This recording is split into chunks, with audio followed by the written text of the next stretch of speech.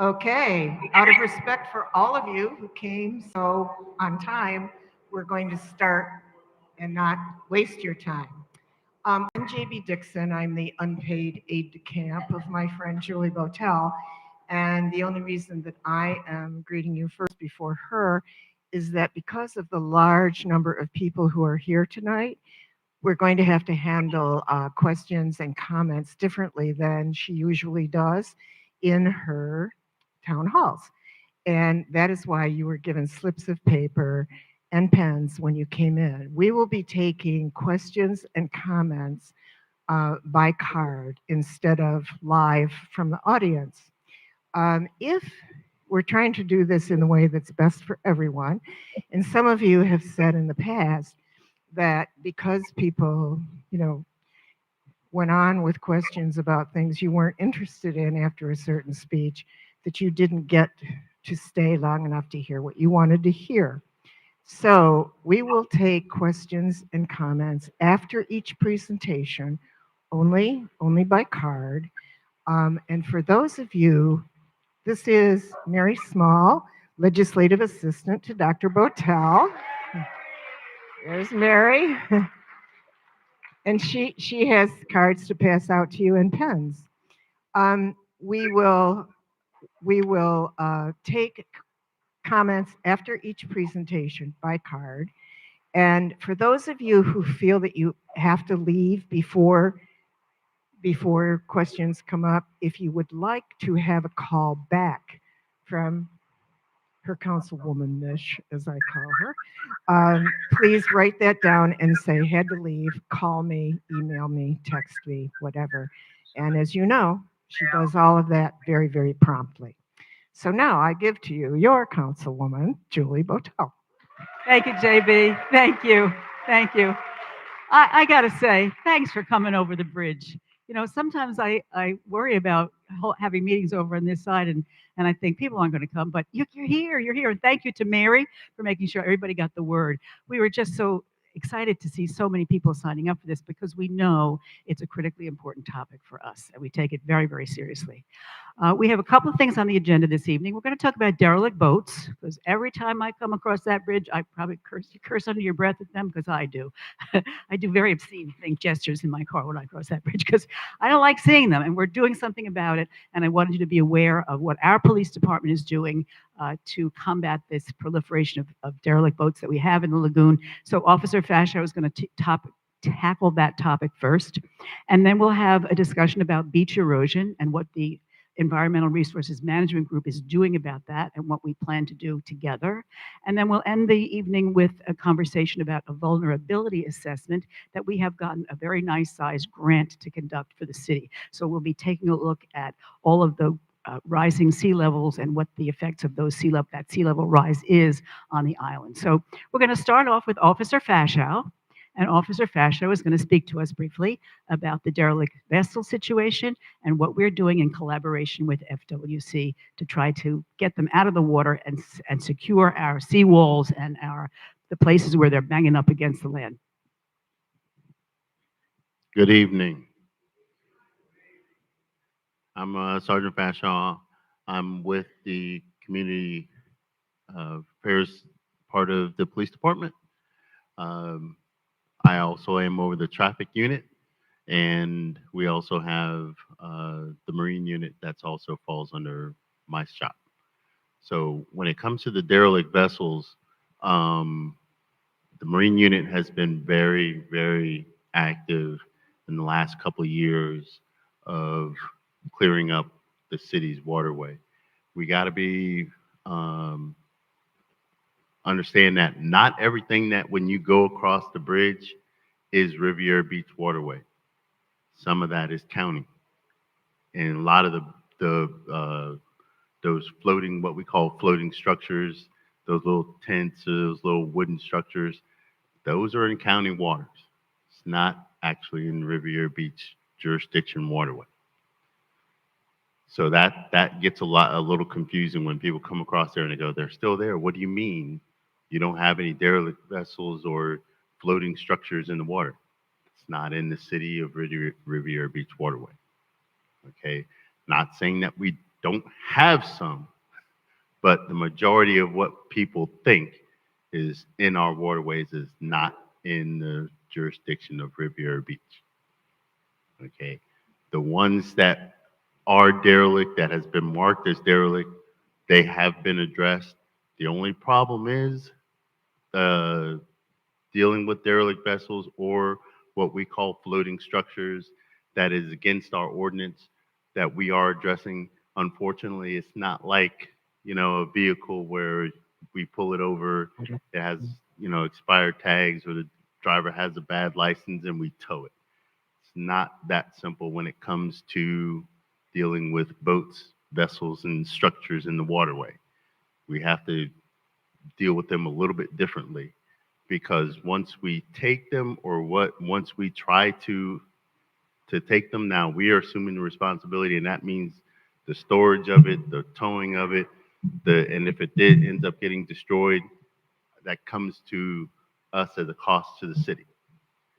And there's a whole process of it of a lot of times these floating structures, because they don't come with FL numbers, you have to find out you have to do your due diligence to try to find out who is the owner of it before you can just remove it. So all that stuff, it takes time. And unfortunately, we look at it and we really want to say, but it shouldn't even be there. Why does it take so long? But there is a process, and unfortunately, that process, it does take time. The floating vessels, or the derelict vessels that we are dealing with, and there's about 5 or 6 of them that we have been identified. A good number of those, 3 or 4 that came up recently from the last storm, created some new sunken vessels or partially sunken vessels that we are dealing with in partnership with FWC. So they are being dealt with. They have been identified. FWC along with us are partnering up to do that same process of getting with the owners, trying to see if they're going to have them removed. Then if not, it comes down to a money issue of if that owner says, I don't have the money, uh, we've given them the time period to try to do it on their own. Then when it comes down to us, then we have to find the cost of now doing that. FWC is really covering that cost of doing it, and they are taking the spearhead of it because during that storm, there was a lot of boats up and down the eastern seaboard that that ended up sinking. So they're taking all of it at once. And once they have identified a good group of them, they're going to try and remove all of these vessels or all these boats that sunk at one time, rather than trying to do them piecemeal at one at a time. And again, unfortunately, it's a big job, it's a big operation, it's a big cost. It's just going to take a little bit more time. Okay. Same thing with the uh, floating structure. I know that there's floating structure that's also on the north end. We're aware of it. It is being dealt with. It is going through the legal process. And again, we have to let that legal process play out, but it is being addressed.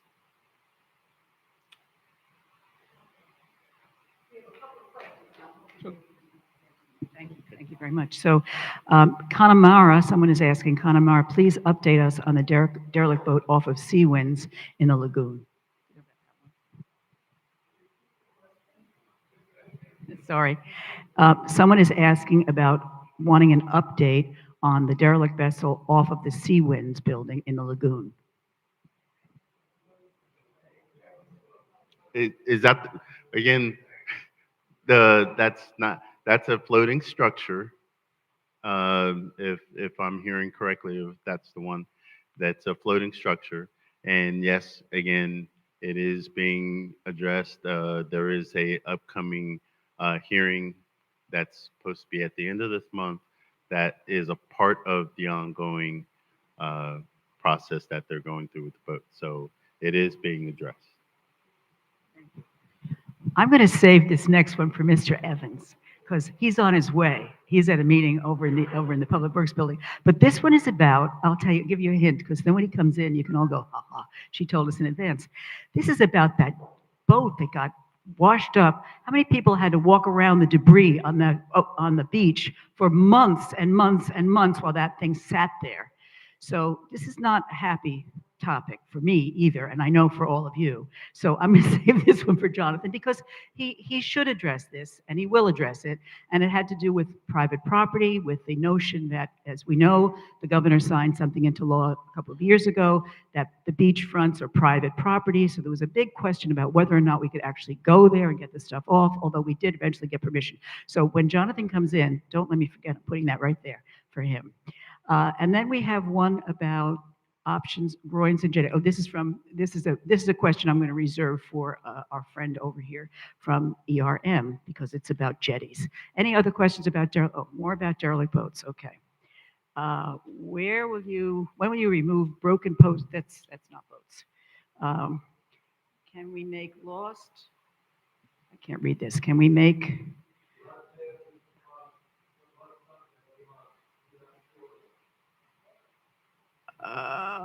Okay, can we make? Oh, the last Sunday, I've got. I'm sorry. Yes, we can do cleanups again. We did cleanups for a while, and we can. I have your name here now, and if you would, before you leave today, make sure that I have your email so we can. Oh, we will then. We will. We'll. But okay. Okay, is there any chance that the city can make a deal with Palm Beach to use pumping station? Can we convince MacArthur Park to get sand? The sand issue is a difficult one because there are, and I should let you answer this question because it has to do with why we don't just go to some supply place and get sand and dump it on the beach. It's very, very specific, the kind of sand that they allowed to put on the beach, and I'm actually going to let you handle that question. I think we've gotten all the questions about the derelict boats. The others don't relate to, unless I've missed one, the others don't seem to relate to derelict boats or floating structures. There was one question about the one boat that washed up, the sailboat that washed up a couple of months ago. The problem that was with that boat was it was during a time of unusual turtle nesting season, which delayed a lot of being able to get that boat out of there. With the unusual nesting season, we couldn't get the permission from the state to get heavy equipment down to take the boat away in a more timely manner. So, and then once we even got it down to the smallest part, a turtle actually nested in the remains of the boat. The last day the gentleman came to remove the last of the boat, there was a turtle right underneath nesting. He took a picture of it. I actually had to go down there and take a look at it myself. And there's the turtle. The turtle is nesting right in the remains of the boat, so we couldn't take it. So once the turtle is there, can't do anything about it.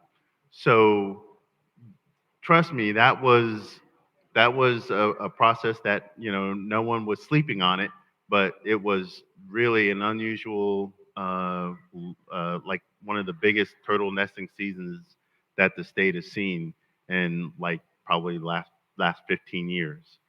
And the turtle nests were all over the season, so we couldn't get any kind of heavy equipment. So we had the owner of the boat actually use saws and everything else to take the boat down piece by piece rather than having large equipment to go down there. So it just took longer to do. To help explain a little bit about the delay why it took so while for that boat to get removed.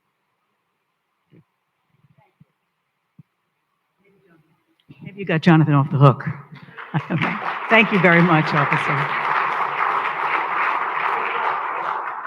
And we've just been informed that we have some postcards for you to pick up on the way out, and maybe we'll try to distribute some. He didn't bring quite enough for us all, but Reimagining Community Safety Task Force, and there's a thing to scan for crime tips and so on. Did you want to say anything about this? Hello, sorry I'm late. I'm Major Gordon. I'm the new major over in the Community Service Division. So we have the CRA, we have the beach patrols. Oh, oh, okay, there we go.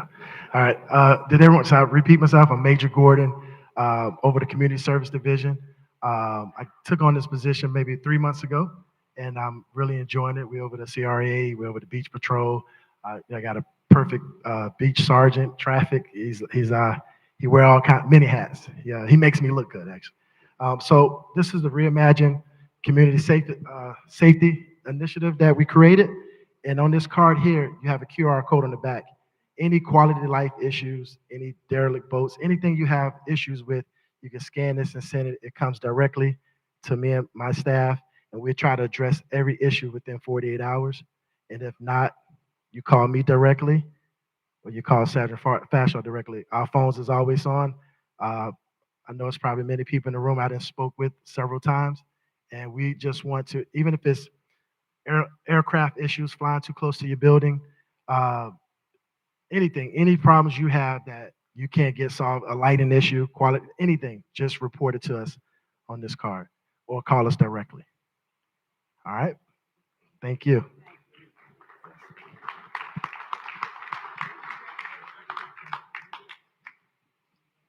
Thank you. And now we're going to welcome Matt Mitchell.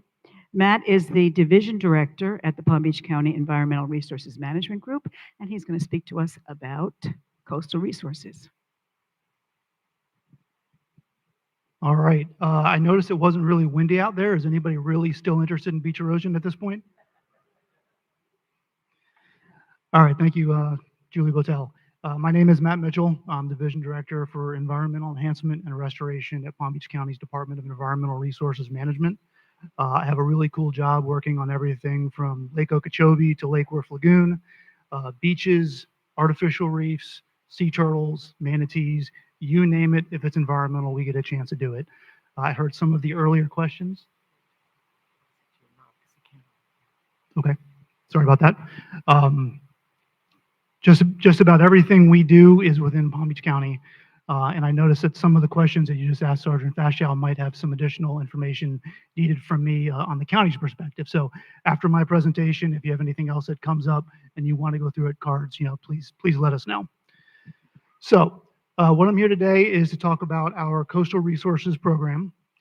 And long story short, if it's on the beach, we're typically involved. So first, I'm going to start with the why. Palm Beach County's program is focused on three main components. And those components are first and foremost the fact that most of our shoreline in Palm Beach County, over 70% of it, is designated by the state of Florida as being critically eroded. So in there's a mandate for the state by way of projects and funding to restore and enhance the beaches. Second component is public access. We obviously want to provide public access to the beach system. And last but not least is the coastal resources that exist in Palm Beach County. Sea turtles, probably first and foremost in everybody's mind. Sergeant Fashow was correct with the nesting numbers. Last year alone, 22-23, Palm Beach County had over 40,000 sea turtle nests in one season. So typically we're, if not top two of the most densely nested states in the entire country. So there are a lot of sea turtles, and a lot of our management efforts go towards managing habitat for sea turtles and sea turtle nesting. As to the how, there are four components to our management program. First, we're talking tonight is about dune restoration. Second is the beach nourishment projects. Those are the large scale projects where you're typically seeing sand pulled from offshore borrow areas and put on the beach. Third is sand bypassing at any of the inlets. And last but not least, and I see a couple possible questions here, groins and jetties. Typically, we have not been involved in groins and jetties recently, but it is something historically that's been done for beach management. All right, here in Palm Beach County, it's location, location, location. As I mentioned, we've got 47 miles of coastline in the county, and of that, over 70%, 33 miles and change, is designated by the state as being critically eroded. For tonight's conversation, Singer Island is about 2.8 miles total, and we've got about half of that as part of our project area. So in that, within the county, we have 4 inlets, Jupiter, the Lake Worth Inlet, the South Lake Worth Inlet, which is also known as the Boynton Inlet, and finally, the Boca Raton Inlet. One of the things that makes Palm Beach County unique in this location is that we are the knuckle. We are the easternmost part of Florida as it sticks out into the Atlantic and into the Gulf Stream.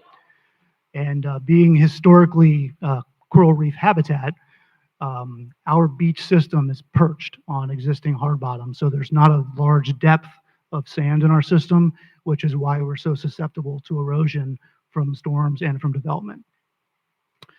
And obviously here on Singer Island, there's many, many, many decades of development of the barrier island. Obviously, as you put in hardened structures, seawalls, groins, jetties, development, you're impacting the natural flow of any system. So a lot of our management is to kind of counteract that development and maintain managing these resources.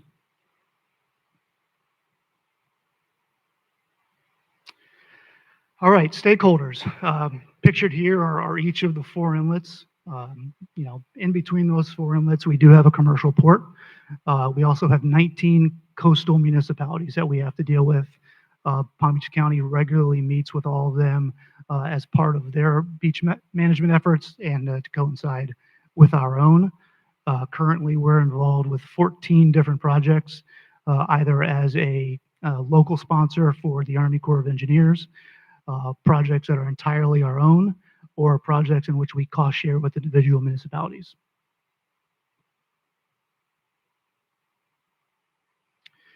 All right, Singer Island. While we're here tonight, our management efforts on Singer Island began 2000 and 2001. So almost 25 years of management of this particular system. Our project footprint here is about 1.4 miles at the north end of Singer Island. Historically, our project area has consisted of 4 discrete construction zones. Each of those zones has a dedicated access easement, and that's a critical part of our project where we actually need condo and property owner permission to utilize areas in which to get material on and off the beach. That's construction material, that's sand, you name it. So since 2000, we've had 15 individual restoration projects. 3 of those have been emergency projects, as it may. We had 2007 last year, and the ongoing project is also being done entirely on an emergency basis. It wasn't something that was planned. Questions keep coming. All right. I have a feeling everybody wants to get to questions, so I won't zoom in here too much, but this is a real brief breakdown of what our project footprint looks like. Historically, it's been 4 zones, zones 1 through 4. More recently, as we've got into difficulties with construction and access, we've kind of split zones 2 and 3 into 3 subzones for zone 2. But here you see the zones as they're broken out. You'll notice the individual breaks in our zonage up there at the north and then one on the south. Those are areas where seawalls existed prior to our project, and therefore we're not typically restoring dunes in front of those particular properties. All right, so for Singer Island, like I mentioned, 2000 was the initial date, and every year we've done a project. Typically, the volume of material has increased. As you can see on the bottom, we're over 750,000 tons of material that's been placed in Singer Island since 2000. For comparison's sake, that's the equivalent of about 37,000 dump trucks full of material. So that's a lot of material historically brought into the system, in this case to restore the dunes. But even in instances of erosion, that material stays in the system. So it moves its way south and it continues to indirectly nourish beaches further south. Costs on this, just for ballpark, they've over doubled since we started this project. I believe early projects were in the range of about $1 million to put 50, 60,000 tons of material. Last year's project, this year's project are over $2.5 million. So that's a lot of money to move a lot of trucks and a lot of material onto the beach. All right, so current restoration. I know many of you have probably seen or heard the project that's ongoing. Obviously, in late October throughout November, we had some really extreme weather conditions. Odd that we did not have any real hurricanes or tropical storms this year, but we had 5 to 6 weeks of nor'easter conditions where that northeast wind was really chewing away at our beaches. That's countywide, but especially here on the north end. So immediately prior to Thanksgiving, we mobilized to work on the Zone 2 access. So that was in front of Sea Dunes and East Point 2 to facilitate what we hoped was the rest of the project. Then again, a couple weeks ago on January 5th, we mobilized in Zone 1. As of today, we're currently expecting to finish Zone 1 and 2A in the next week or two prior to moving to Zone 4. So we expect placement activities through the rest of January, and if I had to guess, probably mid-February before this particular project is done.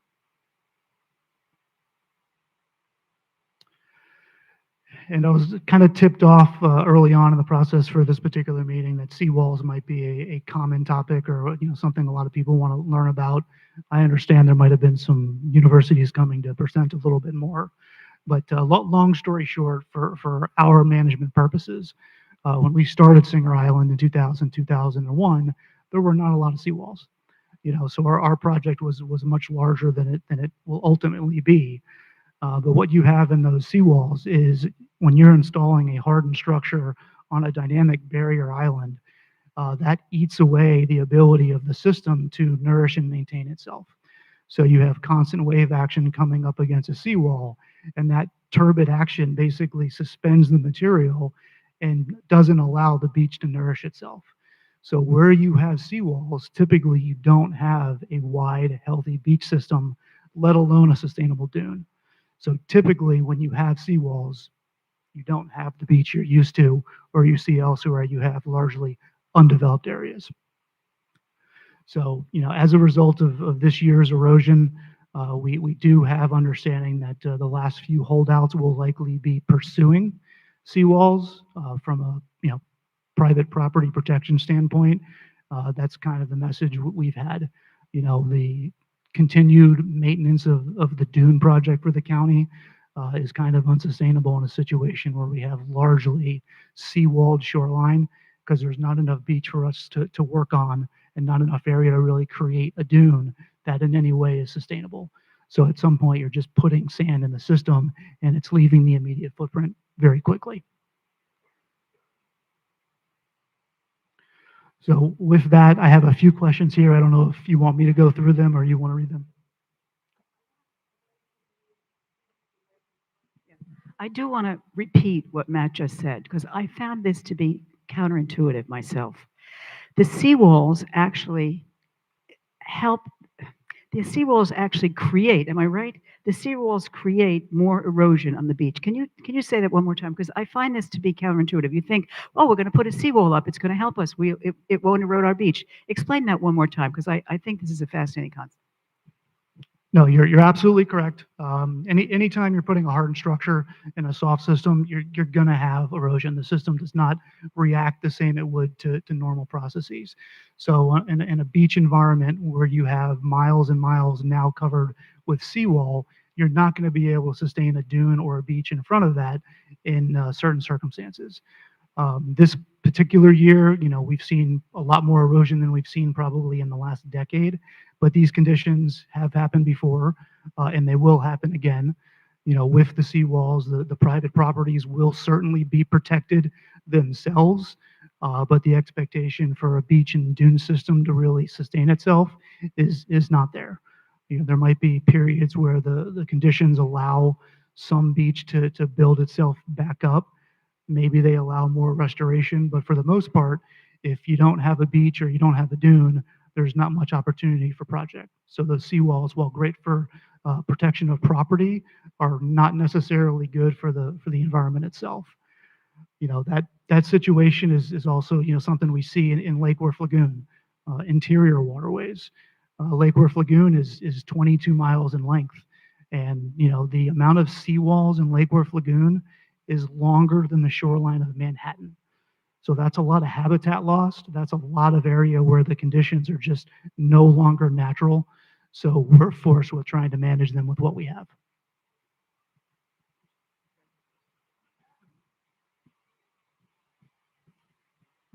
I feel like I need a hat to pull these out of.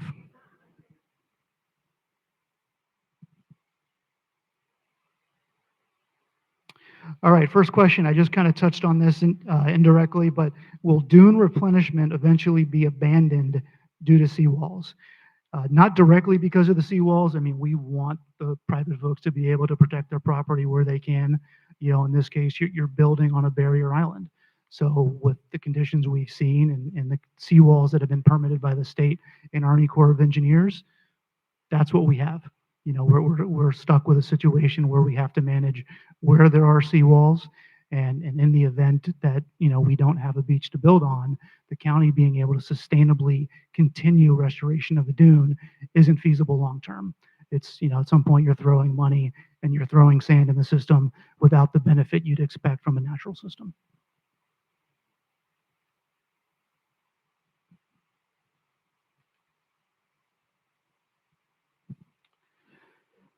Will the city add sand to the beach? I would probably kick that to Jonathan if he was here.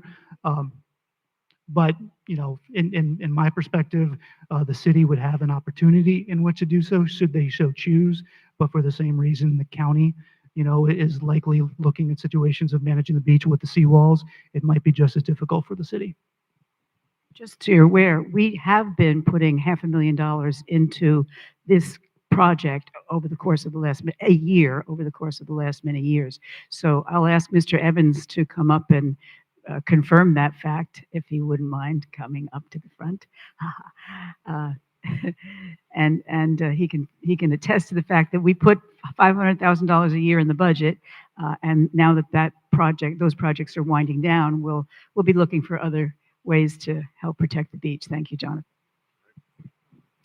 Good evening, everyone. I'm sorry for being tardy. I had another meeting that I had to run to, but yes, certainly we have consistently put monies in the budget for the purposes of beach renourishment, sand renourishment concerning Singer Island. So that's something as a city that we know as a beach community that we have to be focused on. And so I'm glad that a lot of people are here to talk about this very important topic, because we know that we have the opportunity here to live in paradise, and we have to do everything that we can to protect and preserve that. So a lot of the conversations that you've heard and things like that, the city is focused on making sure we preserve the quality of life that's uniformly enjoyed in our community. So I'm looking forward to additional conversations and discussions and partnerships as we look to try to tackle this particular issue.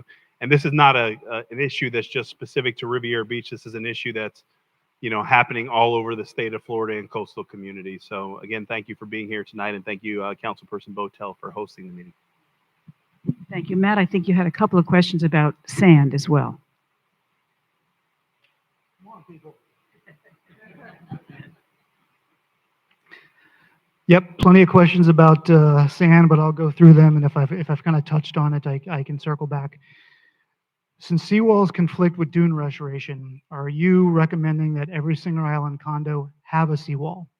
That's a tough one. On the environmental side, no, we don't want seawalls.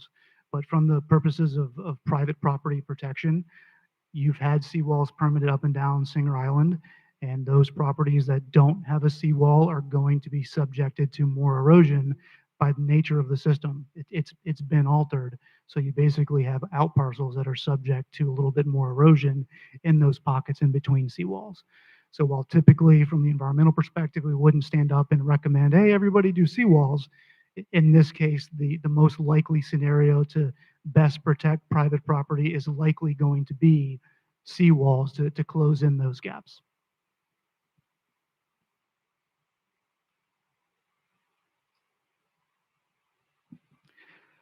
What is the cost of building a pump house and maintaining it near MacArthur Park? There is a pump station in the Palm Beach Inlet. That material is typically bypassed the inlet and sent south. But as far as something north in MacArthur Beach, that has not been looked into to my knowledge.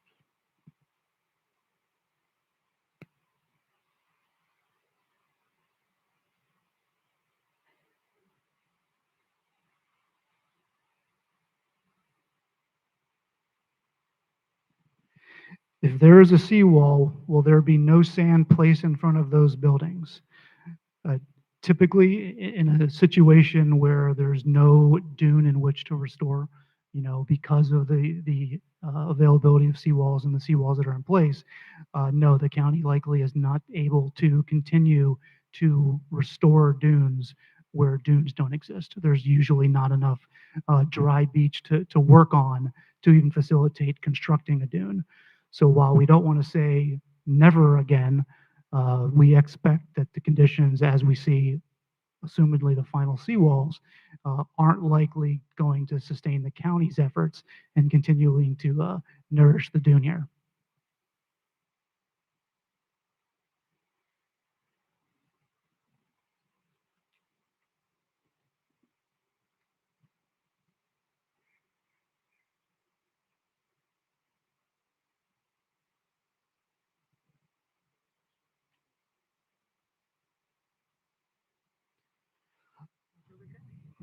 This is great. All right, current plan and timing of sand delivery to Zone 3. Like I mentioned, we're kind of wrapping up Zones 1 and 2 in the next few weeks before moving to Zone 4. So I expect probably in the next 2 to 3 weeks, you'll start to see that material.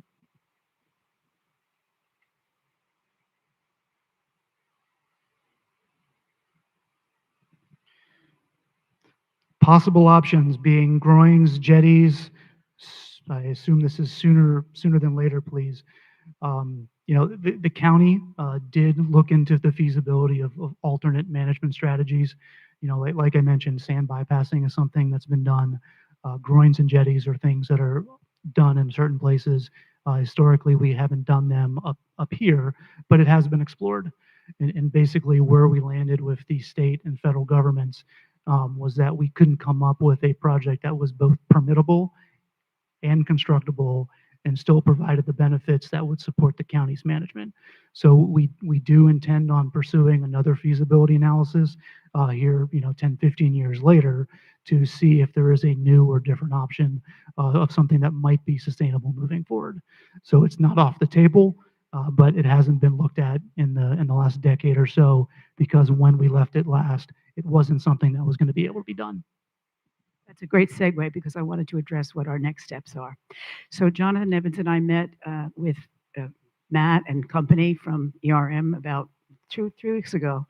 And we said, okay, we can't just keep dumping sand on the beach.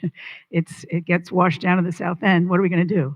And they committed at that time with us to look into alternative strategies. That we really have to take a hard look at what else can we possibly do.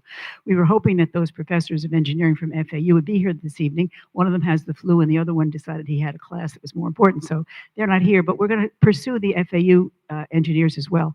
And tomorrow I have a meeting with the Army Corps of Engineers because they've got to weigh in as well. There's got to be some solution that the Army Corps of Engineers can help us come up with. So we're not leaving it here with just sand on the beach. We're going to take a look at what other methods we can use to protect the beach from erosion. I want to thank you, Matt, so much. I know you haven't gotten all the questions, but we have one other topic to deal with tonight. And so when I take these questions back, I will try to answer them all via email. Is that one last one for him? All right, one last one. I hope it's a good.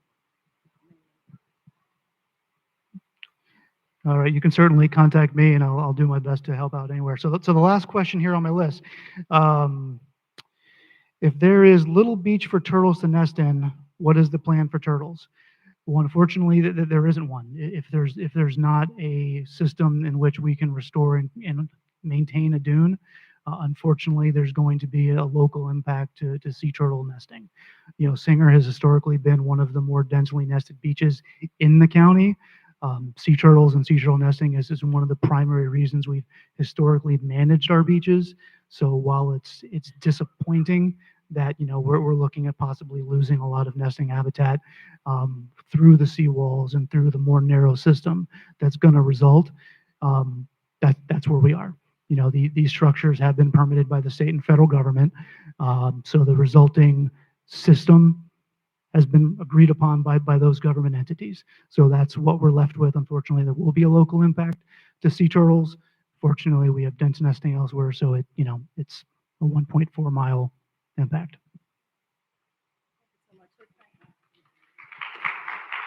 Thank you so much, Matt. Oh,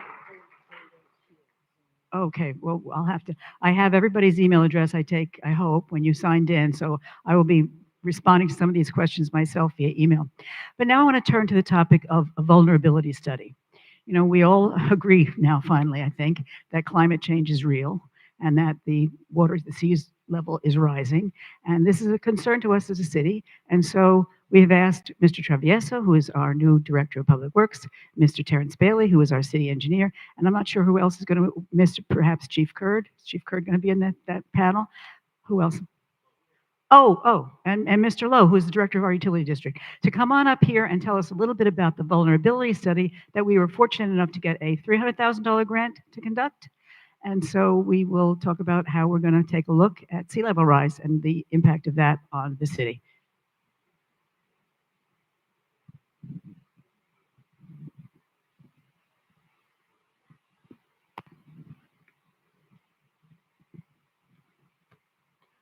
Good evening, ladies and gentlemen. My name is Roberto Travieso, and like Dr. Botel indicated, I'm the new Public Works Director for the last 2 months, and it's my pleasure to be here tonight, as well as to be serving my home city. Public service announcement, I want to make sure that you know that you can contact Public Works to request service or report issues by going to the city's website at Riviera Beach, bch.org, and clicking on request a service. That is the fastest way to contact us to report issues or request service. Alternatively, you may also call 561-845-4080 or email us at publicworks@rivierabeach.org. So those are the three fastest ways to contact us for assistance. But thank you for your attendance today.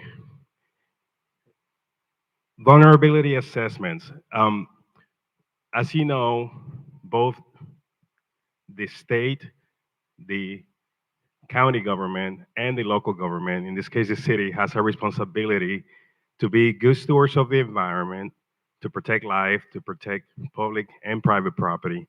And to that effect, the State Department of Environmental Protection has teamed up with federal agencies to make funding available to study the condition of critical infrastructure within our communities, to assess the impacts of sea level rise and the impact of sea level rise in flooding. And the city previously applied for a grant through the Resilient Florida program, which has two types of grants that they were offering. One was a planning, and the other type is the implementation. So we applied for a planning grant to help us assess the condition of our critical infrastructure, to study sea level rise impacts in our communities. And that is exactly what the funding that was awarded to the city is going to help us to do. So I'd like to call on our city engineer, Mr. Terrence Bailey, to provide us with a little more background in terms of what the steps are that we're taking in order to implement the benefits or realize the benefits of this study. All right, thank you, Roberto. Terrence Bailey, city engineer. I've been with the city for about 12 years. Many of you have seen me on TV making presentations on capital infrastructure, roads, buildings. I participated with our fire chief back there on construction of Fire Station 88 and 87 that we're particularly proud of. as you can imagine, and you've heard me say this many times, the city's moving to a worst first model of capital investment that looks at what is our worst infrastructure out there in the network. Roads, water, sewer, drainage, sidewalks, lighting, all of those different elements of infrastructure, each road has a piece of that, but there wasn't a comprehensive analysis. So about 3 years ago, we started looking at the roads and then water. And currently, we're in phase 3 of this capital infrastructure evaluation with the utility department. And in a second, I'll hand it over to Mr. Lowe to kind of give you a little brief on that. But once we've evaluated all of the infrastructure in the city, we'll then have the data that we need to look at vulnerability. As Ms. Botel said, as sea level rises, you can imagine, especially specifically on the island, there are some roads that are low. And eventually we need to know what then. It's not as simple necessarily as just raise the road, because some of your houses are pretty close to the elevation of the road, and I know you don't want water coming back towards your house. So these are the kind of things that we're looking at, as well as the roads, the infrastructure that's under the roads, and how do we support water, sewer, drainage, and the things that you need to live if the water level in the intercoastal does begin to rise. There are things that we can do. There are some tried and true resiliency elements that are used across the nation in coastal communities, and we will look at implementing those. But this study is first identifying what is critical and what will happen at different benchmarks. So you can imagine right now they're only projecting about a 6-inch sea level rise over the next 50 years. But most of our infrastructure lives 50 to 75 years as we build it. So that is within the lifespan of roads and water and sewer that we're building today. So we're looking at how do we make sure that what we build is invested well and built properly, assuming that sea level rise happens at the pace that it will. So this is sort of the fundamental of the vulnerability assessment of what is vulnerable to sea level rise throughout the entire city. Currently, the $300,000 is a planning grant, which is studying what is vulnerable. Once we have that analysis, and obviously there will be many presentations to the entire community as we go through the process to bring the community along so they understand it more granularly. So I'm kind of giving you a little 30,000 foot level summary of what it is.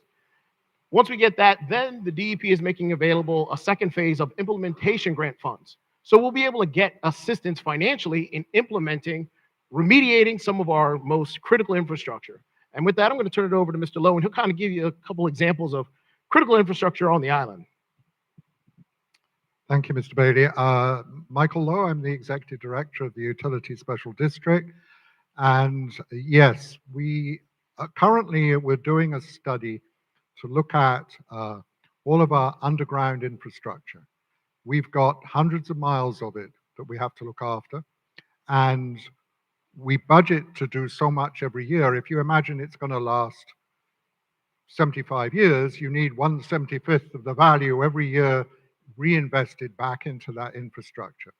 So we have a study going on at the moment. They've looked at the pressurized systems, the water mains, and the pressurized wastewater systems. Actually, at the moment, we had a study that looked where water was getting into our wastewater system. It's called inflow or infiltration, an I&I study. And they told us which areas of the service area to look at. There's now a TV truck going around, and we TV the lines, and we get a critical assessment of each segment of pipe, and then we can make plans as to what has the greatest priority, what do we need to work on next. Nowadays, utilities tend not to have to dig up the road. We have technologies whereby we can replace water mains by pulling a new main through the old main, or we can line sewer lines and stop any leaks or breakages and put another 50 years on the life of the pipe. So with that study as well, if you look here, if you look out on the island, we've got some what are called canned lift stations. They're small, older pumping stations for wastewater. We have got some grant money to work on those. We need to bring all of the electrical and control components from underground and bring them above ground and above the floodwater level. So we've got projects that we're starting on that. We're looking at our water tank. The water tank itself, just like the fire station high tide, if you get the king tides, it's starting to impact that. So we need to look at what we can do with that. So we're happy to be a part of this study and to be able to help us focus even more on what we need to work on out on the island to deal with uh, the problems, including the weather. The worst weather, we've got grants for generators now to keep our pumping stations going in the event of these storms and the power outages. And we've even got new generators at the existing water plant to cover us during those periods so that we can keep functioning throughout any period of bad weather. Thank you so much. So we look forward to the results of the study. I know it's going to take a while. It's not going to be tomorrow, but at least you know we're looking at it. Thank you very much. Pleasure to have you here with us. Thank you. And now I want to introduce one or two more people. Kashamba Miller Anderson, who is my colleague on council. Come on up and say hello, Kashamba. Kashamba is another councilwoman in Riviera Beach. Welcome to have her here. And I'm also going to call up to save time Malcolm Summers, who is Senator Bobby Powell's aide, and he has some good information about appropriations that we're looking to get. Hello, everybody. Just wanted to say hello to you. Of course, we always appreciate Dr. Botel and her town halls. And so, however, we're able to support, we like to come out and support one another. So, thank you all so much for coming out. Again, I'm Kashamba Miller Anderson, and I'm glad to be here with you all tonight. And hopefully, you all are able to get some answers to some of those questions that you're looking for. Thank you. Thanks, Kashamba. Good evening. How are you all? My name is Malcolm Summons. I'm a legislative aide for Senator Bobby Powell Jr., who represents District 24. He's in Tallahassee right now, getting to work and working some things. And I'll be up there next week. I was there last week, but this week I had some things to do in the district. So I just wanted to go over some appropriations that we had for this year for Riviera Beach and something that we have for Singer Island. I know last year we were able to get a $750,000 for the restoration for Peanut Island, and we were able to tour and see those facilities, see those buildings to see what will be restored. So we have here a Riviera Beach Shore Palm Riviera Drive pavement restoration and a water quality project. We have $350,000 set for that. And 6th and 7th Street in Riviera Beach Avenue Old Water Quality Project. We have $1 million in for that one. 1.1 million for 25th and 24th Street and Lakeshore Drive Water Quality Project. We have $1 million also for Riviera Beach design and demolition of existing fire station on Singer Island. So we have the $1 million in for that in appropriations, and a Riviera Beach Utility Special District new water treatment plant. For that treatment plant, we have $8 million in for that. So we're continuing to do the work in Tallahassee as well as here in the district. Like I said, I will be there, and we have also Michelle DeMarco, who's also a legislative aide for Senator Powell in Tallahassee, as well as Diane Andre, who works along with myself. And also, Singer Island is our district. So if anything that you all need state related, whether it's housing, food related, driver's license, anything that deals with the state, please reach out to our office. We're glad to help you. We have an open door policy, and I have a few cars. If anyone need any, I have my cars as well as Senator Powell's cars as well. So those are a couple appropriations that we have for this year. Hopefully none of them get vetoed by the governor. So we had a couple of things that didn't get approved last year. So hopefully this year we can continue that and address some other things as far as property taxes and some other things that we're all being affected by. So if anybody needs any cards or need to reach out to us, once again, my name is Malcolm Summons with Senator Powell's office, and thank you. That's pretty much it.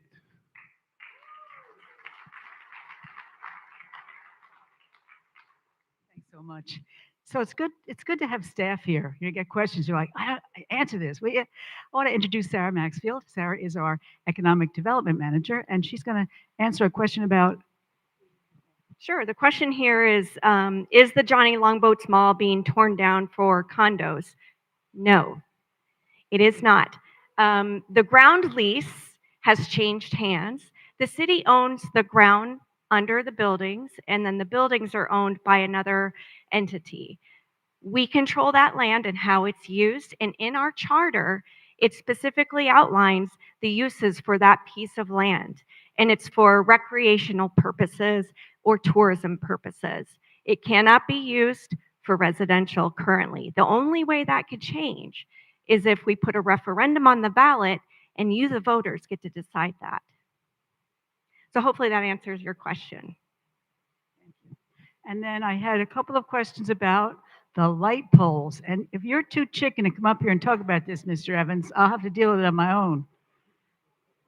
I'll deal with it. Okay, I've been dealing with it, what, 6 years now. The light poles that are torn down are on the property of one Mr. Fane Lozman. Mr. Lozman, correct me if I'm wrong, Mr. Evans, Mr. Lozman will not allow us to go onto his property to remove the said light poles. This is now in the hands of our legal department. It has been in the hands of our legal department for too long. And at some point, we're going to have to just go over there. I tell you, I'm going to sneak over there one night and drag him off there myself. He thinks that he accuses me of sabotaging his floating structure. I mean, I'm strong, but she's telling me, shush, don't say these things. Oh, I'm like, oh, I forget. I'll have to edit some of that out. All right. I think we've answered every question that's here, but I'm happy to stay after. If there's anybody who has a burning desire to have another question answered, I'm happy to stay, but I don't want to keep you all too long. And I don't want to start taking questions from the audience because then we'll never get out of here tonight. But thank you so much for coming tonight. I hope we answered some of your questions, and we'll do it again next quarter. Thanks very much.